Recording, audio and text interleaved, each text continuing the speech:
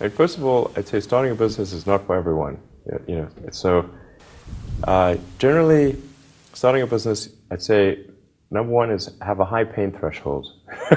That's it. There's a friend of mine who's got a good saying, which is that starting a company is like eating glass and staring into the abyss. Okay, that's generally what happens because when you first start a company, there's lots of optimism and things are great, and then so happiness at first is high. Then you encounter all sorts of issues, and happiness will steadily decline, and then you'll go through a whole world of hurt. And then eventually, if you succeed, and in most cases you will not succeed, and Tesla almost didn't succeed, came very close to failure. Then if you succeed, then after a long time, you will finally get back to happiness.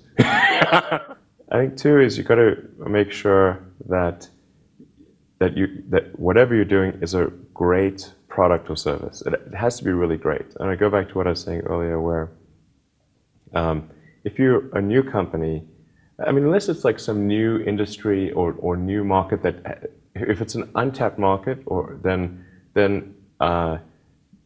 you have more ability to. The standard is lower for your product or service. But if you're entering anything where there's an existing marketplace against large entrenched competitors, then your product or service needs to be much better than theirs. It can't be a little bit better, because then you put yourself in the shoes of the consumer and they say, why would you buy it as a consumer? You're always going to buy the trusted brand unless there's a big difference.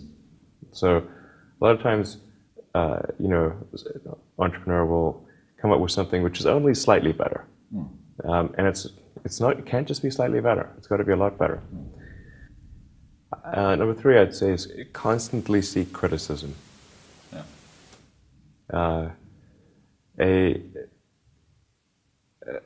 A well thought out critique of whatever you're doing is as valuable as gold.